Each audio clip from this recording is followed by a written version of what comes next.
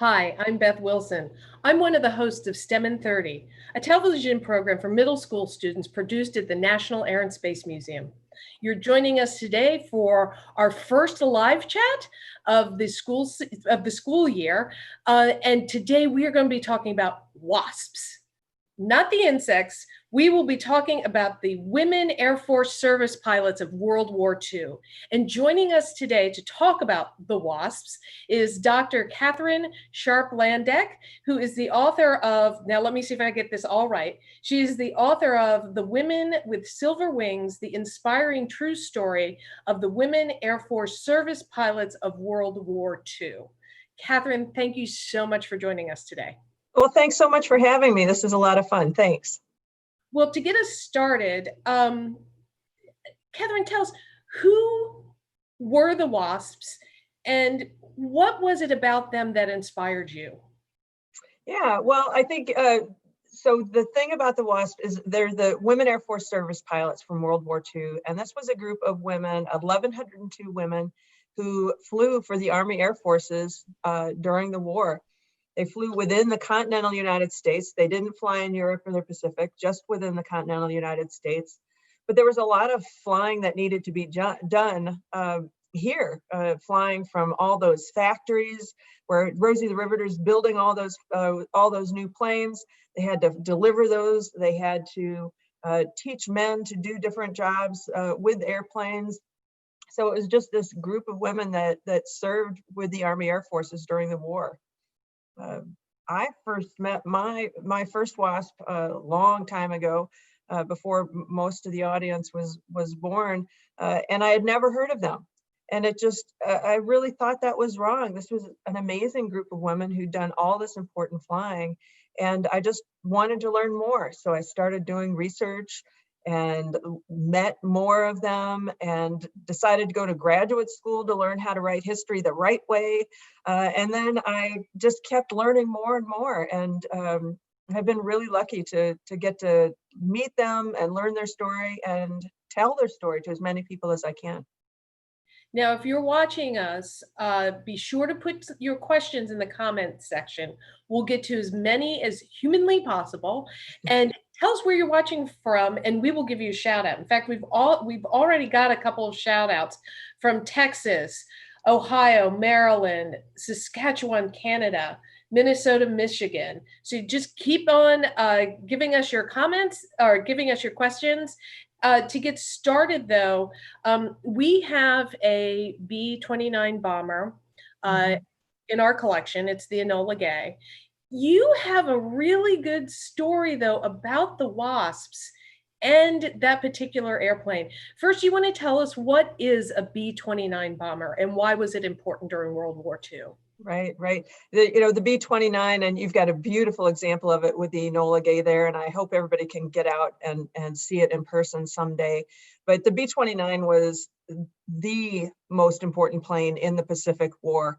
It was a huge 4-engine plane. It was designed during the war. It was pressurized so it could go to really high altitudes and stay out of the range of the guns on the ground. And it could carry a really heavy bomb load, or as it did in the end of the war, a very specific bomb with the atomic weapons. So it was just really important because it could go really long distances. If you look at a map of the Pacific, there's a lot of water. And so you had to have a plane that could go high and that could go really far distances. And that's what the B-29 was designed to do. So really important plane. Well, we have a comment already. Hello from Elmwood, Nebraska, the nephew of Dr. Betty Clements, WASP 43W5, says hello. Terrific. That's great. That's great. Hi, glad to see you. Glad to hear you.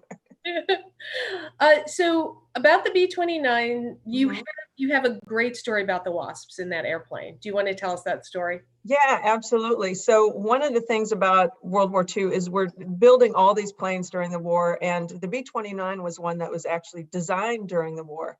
And it had some problems early on and some problems with the engines. One of the problems is the cowling, which is the metal piece that goes around the engine. It was a little tight. And then the type of metal that they used in the engine got too hot. It was the wrong type and it got too hot. And so you combine those two and you have a lot of engines that are catching on fire and, bad accidents and things like that. And so the plane developed this reputation of being unsafe, and pilots didn't want to fly it. They're like, no, you guys have messed this up. We're not going to get in this plane. But it had to be flown. So Colonel Paul Tibbets, who's the one who ended up flying the Enola Gay, Paul Tibbets was in charge of this plane. And he tried to figure out a way to get the men to do it. And one day he was at an airfield and watched a plane come in with a crosswind landing, a really tough landing where the wind is blowing one direction and you're landing the other. So it's a challenging landing. And the pilot just really nailed it. And he watched as a woman got out of the plane. He's like, there's my idea. There's my idea. So he brought in that woman who was Dora Dougherty and another WASP who was on the airfield, Dee Dee Mormon. And he decided that he was going to train these women. And there's a great picture of Paul Tibbets with Dee Dee and Dora, going to train these women to fly the B-29. And that's what he did. They spent several days learning to fly it. Neither one of the women had flown a 4-engine plane before. They'd only flown 2-engine planes, 1-engine and 2-engine planes. Trained them in just a matter of days how to safely fly this plane. And then after they'd gotten their CAA certification, their licensing to fly it, they took that plane and the flight crew, and we've got another picture, I think, with the whole crew there. They and the crew went and flew to different military bases across the United States that had the B-29. And then the women would fly the plane and demonstrate it to the male pilots who were scared.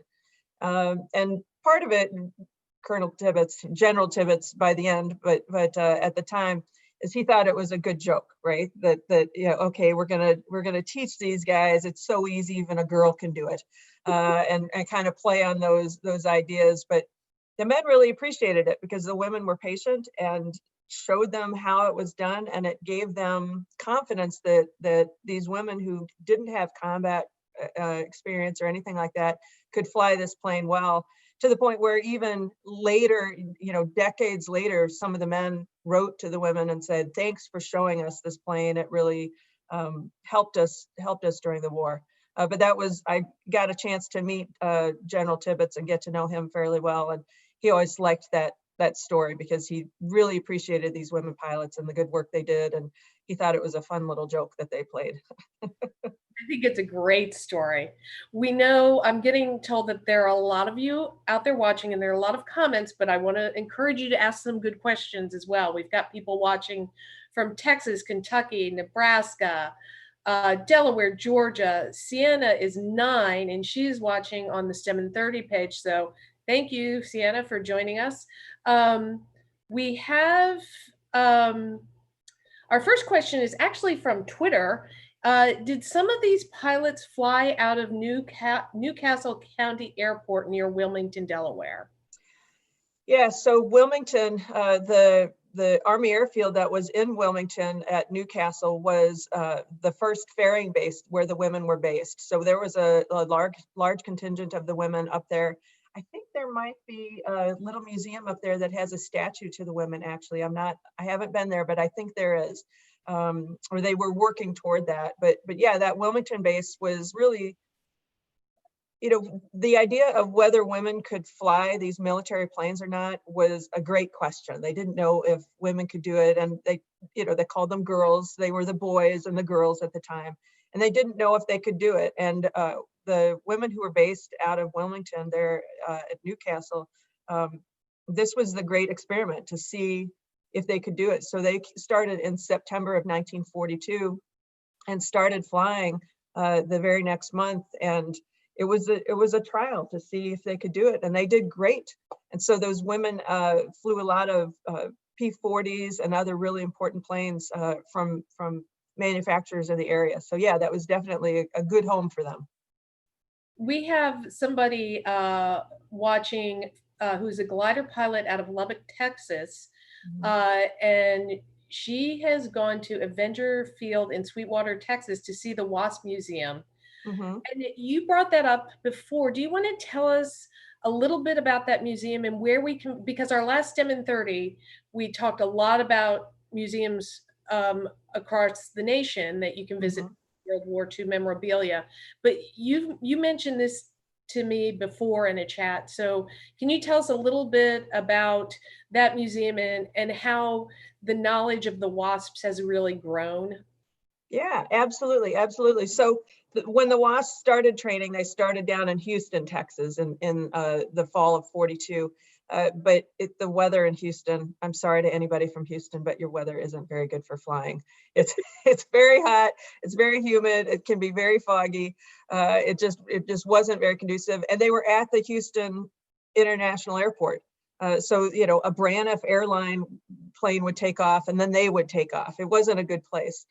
So they moved to Sweetwater, Texas in the spring of 1943. And that's where they trained at Avenger Field. So today there is a little museum there. It's a nice little museum right there in Sweetwater, Texas. It's just west of Abilene, Texas, if you're looking on a map for it, just out Interstate 20. And it's nice. They've got a couple of hangars there and just some really good materials for you to look at there. And so that's a lot of fun to get to go there. I think they've got an airplane or two that they've added to their museum now as well. And then if you want to do serious research on the WASP, if you want to do a history day competition or a research paper or something like that, one of the things that the WASP, these women pilots, did themselves was they donated their papers. They made their official archives at Texas Women's University, which is in Denton, Texas. And if you go to that library webpage, you can find they've got thousands of pictures, they've got letters and oral histories and diaries and lots of good facts on these women there at the Texas Women's University website. So that's really, if you want to do research, that's a great place to go. If you want to go and, you know, walk on the land where the WASP walked, I think Sweetwater is a lot of fun too. We've got people watching from Alaska, Kansas City, Wow. Seattle, Hawaii, South Dakota, Maine, Austria. So we've got a lot of people watching. Keep those questions coming. Women in Aviation International Chapter of the Yankee Ladies is watching.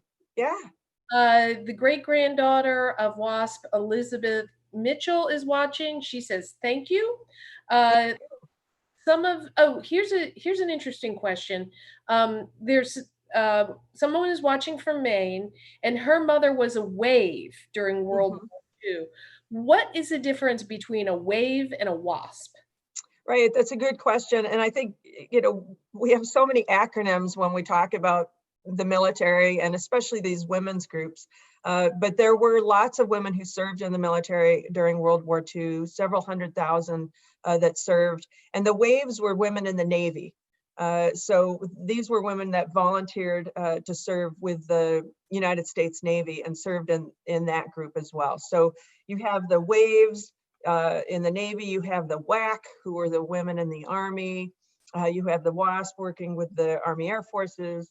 You have the SPARs, who were women who served in the Coast Guard. And then, of course, you've got nurses, and you even have some women doctors in World War II who we don't know that people don't know as much about. But all these different groups of women that were serving in their country, and the United States Marines, the women who served in the Marines were just Marines. They didn't have a fancy name for their women. But lots of different groups. And the thing I always like to point out about women who served in the military and women veterans is every woman veteran you ever meet is a volunteer. Every woman veteran you ever meet is a volunteer. So that's not saying anything negative against the men who were drafted or who served in that way, but every single woman you meet volunteered to serve her country. So I think that's something to consider, and thanks for your grandmother for her service. How many different types of planes did the WASPs get to fly? Yeah, they flew every plane the Army Air Forces had. So that was 77 different types of planes that they flew during the war. And if you add up all the different jobs that they did, some were ferried pilots, some were, they towed targets behind their planes. They did all these different jobs. And you add up all the miles they flew over 60 million miles. in the course of World War II. This is a great picture.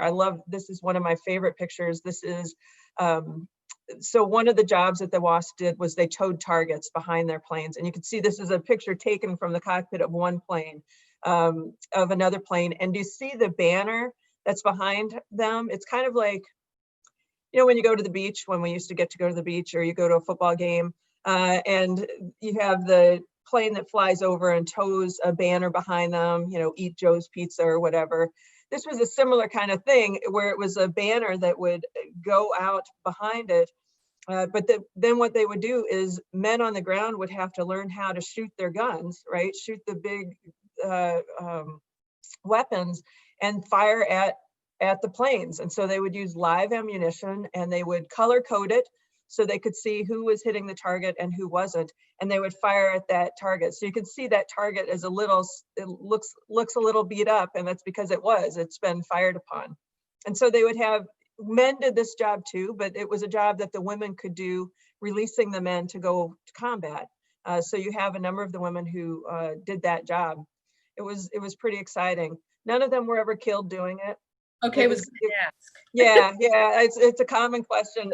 It was dangerous. Some of them came home with bullet holes in their planes, but for none of them were killed or injured doing it. So, not killed anyway. But so it was a fun job.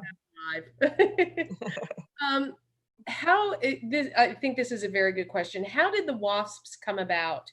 Were all the male pilots busy flying internationally? And I guess you're going to get to mention Jacqueline Cochran at this point. Right. So I think the reality is that when the United States got into World War II, and if you've had a chance to watch the film that goes with this segment, you know, it talks a lot about Pearl Harbor.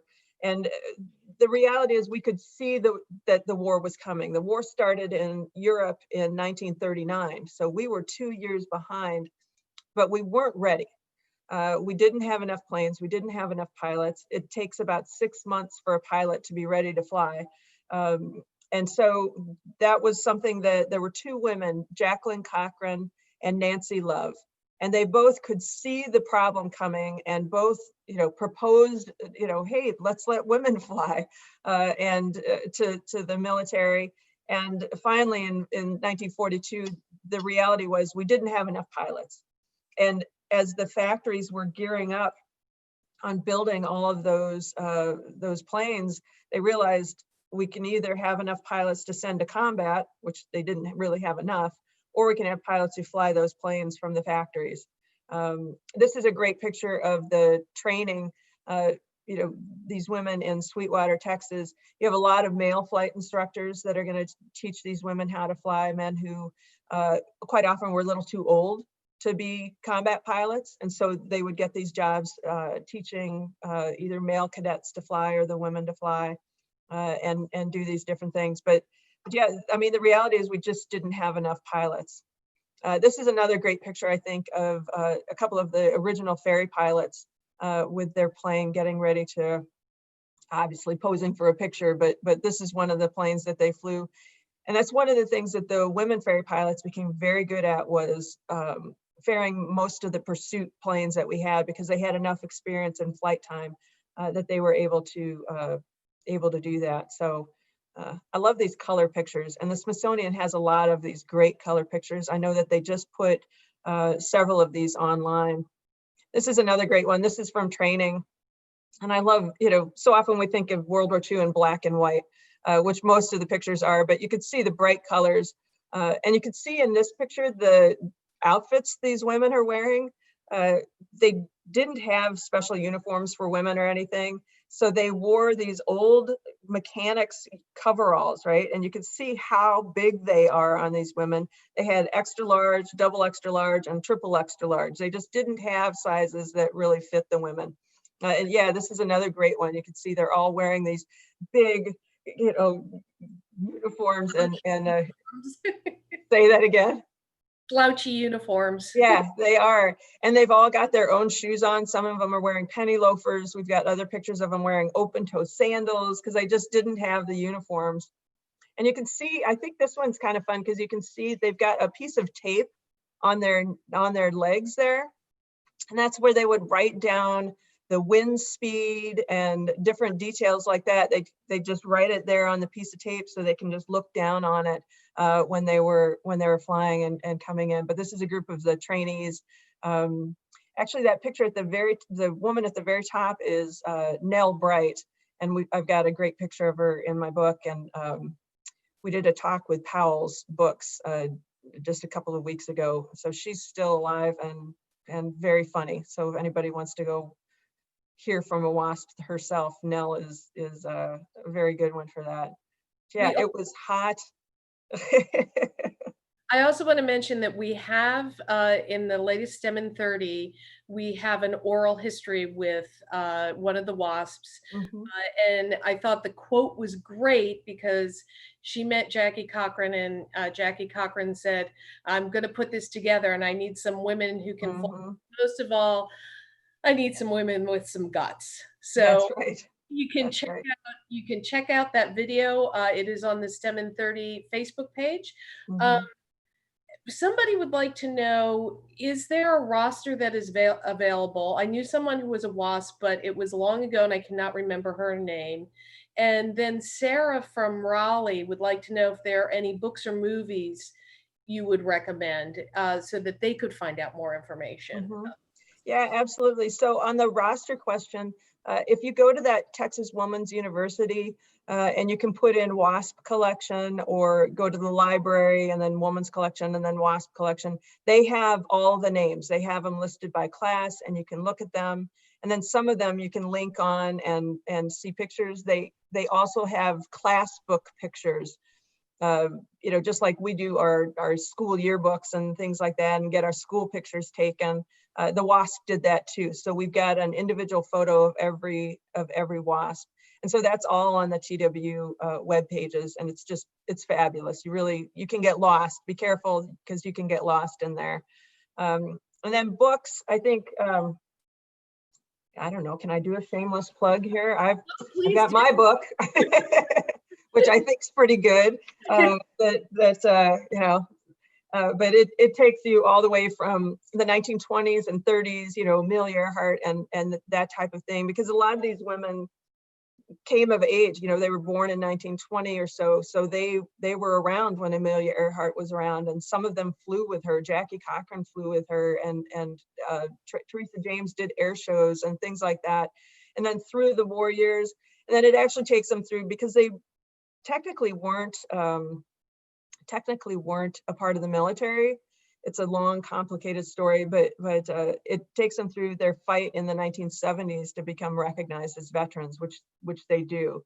So I think that's a great one. Obviously, I'm a little biased, but there are a number of others. I'm looking over at my bookshelf here. There's some good ones for younger people. Amy Nathan has done one. That's a good one for younger people as well. So I think if you go to the TW website, they'll have some recommendations as well. Somebody is asking if there were any women of color in the WASPs. And a note about this is we have a lot of incredible women now of all shapes and sizes and color flying. But during this time, were there any women of color? Yeah, I think that's a great question and an important one. So there were 2 Chinese American women that served in this organization, and there was at least one Native American. There were a couple of others who weren't on their tribe's rolls, but there was one Native American. There were no African American women in this, and this is an important part of this story, because the armed forces at the time were segregated. They were separated by race, and there were several women who were qualified to be WASP. They had the flight time, because all the women who wanted to be in this program had to have some flying experience. At the beginning, they had to have over 200 hours of flying experience. By the end, they only had to have 35 hours, but there were a group of women or individual women who were qualified, and they applied to the program and they were turned down because they were Black. And Jackie Cochran talked to them and had, some of them she did a personal interview with, some of them she wrote letters to and said, I'm sorry, we're going to stay segregated because that's how the armed forces are, that they were segregated, and that their organization was just too small to have a segregated section. Now, some people say that was a good reason. Others say she should have tried harder. And her argument was, it's hard enough getting women a chance to fly, let alone a desegregated group during a segregated time. But the Navy, the Waves did desegregate towards the end of the war, and they had women who were in the Waves who were African American and were fully integrated into the greater group. So whether Jackie could have done something different, I don't know, but no African American were in the program. It's a good question. Unlike today, where we have Shauna Rochelle Kimbrell, who's the first female African American fighter pilot in the Air Force, is all smiles. So we still got a ways to go, but we've come a ways. Yeah. Someone was wondering what was surprising to you as you spoke with the WASPs. What stood out? Was there anything any story that you're like, wow, I had no idea?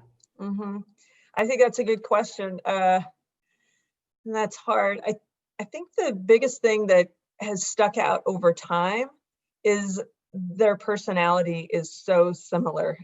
These women were very independent. They were very strong-willed and wanted to do what they wanted to do. But one of the things that has really stuck with me, and I've tried to share with the people in my life, is that these women were often the only one in their community who wanted to do this, right? The only girl who cared about airplanes or wanted to fly, the only girl in their class when they were getting their initial flight training. And sometimes people looked at them kind of funny, like, why are you doing that? You're not supposed to be doing that. And they did it because they wanted to, and they were capable, and it's what brought them joy. And so that was a big part of it that stuck with me. And then when they came together and they joined the WASP, they're like, wait a minute, where did all these girl pilots come from? I thought I was the only one. So that perseverance and sticking with it is really something that has stuck with me. Follow your own path, follow your own truth, and you'll get there. Right. Now, I love this picture because I think it's a couple of WASPs. The one on the left was a very good friend of mine, Jean McCreary. But the training base, they made it all female. You had some male flight instructors in there, but it was all women trainees. And they were very strict about it because when they first started, they had a number of men from nearby training bases who would fly in and pretend they had engine trouble, so they could land and be on an airfield where there were all these girls who could fly airplanes. And trying to, do they really have women who fly airplanes, and wanted to come and see them. And so they had very strict rules, became known as Cochran's Convent, because they wouldn't let the boys come and be there to distract, so they couldn't distract each other. So they made a big joke of it. Well, we have a question from Brielle, who is 7, and she wants to know how many female pilots serve in the military today. Now, I have a cheat sheet here, and from 2005 to 2006, only 4% of Air Force pilots are women. And to follow up on that question, did any of the WASPs go on to fly in Korea, Vietnam, or any other combat missions after World War II? Right. I think those are both really good questions. And I'd like to address her first one a little bit. If you look at all women pilots in the United States, only about 7% are women of all pilots. And so that's a really small number when women are 50% of the population. And then in the military, it's a smaller number, but in the Air Force, those numbers have gone up over time and are a little bigger, but it's still a fairly small number. But different parts of the military have been very welcoming to having women as pilots, serving in lots of different aviation roles. There's a great organization called Women in Aviation International, and they're actually having a Girls in Aviation Day later this month. So if you look up Women in Aviation International, and then you could go and look at that Girls in Aviation Day and learn more about it. And they've got a lot of great programming for that. And then the second part, I'm sorry, I forgot your second part. Did any of the WASPs go on to Oh, fly? that's right.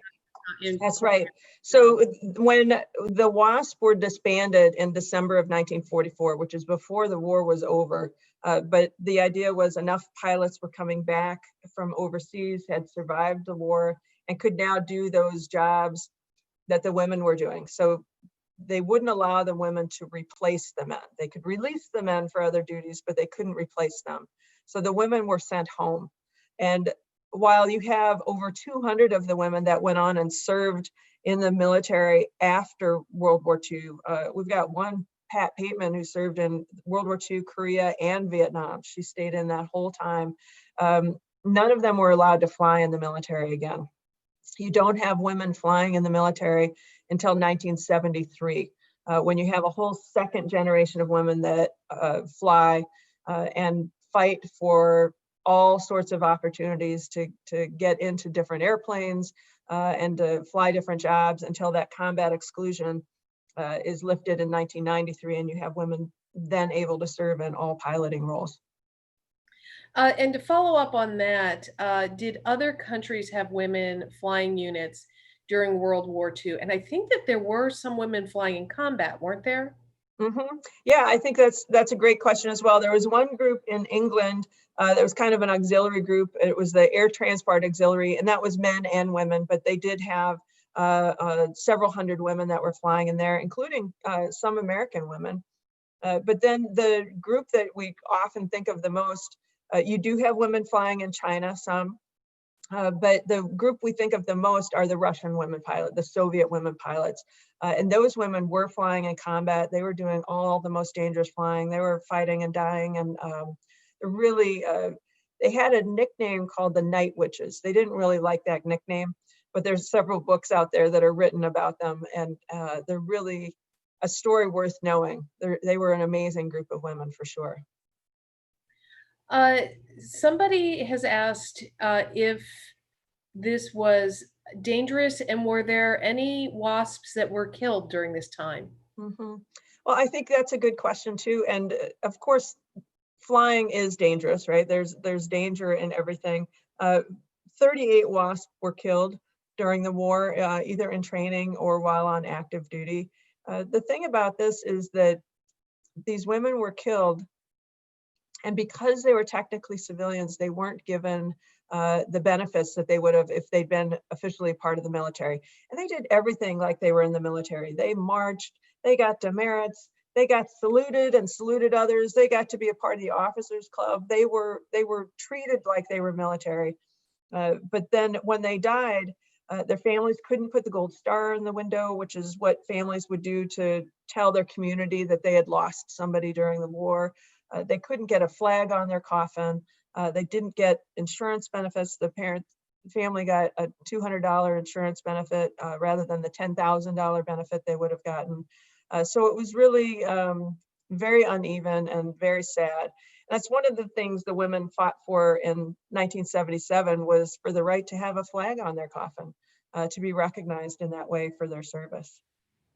Was that ever corrected? Did the government ever officially acknowledge their service? Yeah, so they got that recognition in the late 70s, and then in 2009, President Obama signed the Congressional Gold Medal, which then they received that March.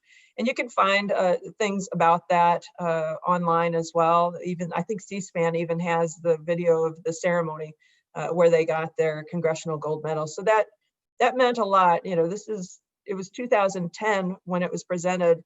And you had over 300 WASP who traveled to Washington, D.C. To receive their medals in person because it meant so much to them. So that was a great acknowledgement of them by the government. we're running out of time, but there are a couple more questions that I want to Sure. cover before we wrap up. How did the WASP team stay motivated to continue serving the country when the Air Force was sort of ignoring their service You mean during the war, I presume, during the war? when they're doing it? Yeah, Yeah. I mean, the women wanted to fly and they wanted to serve their country, and the Army Air Forces needed them.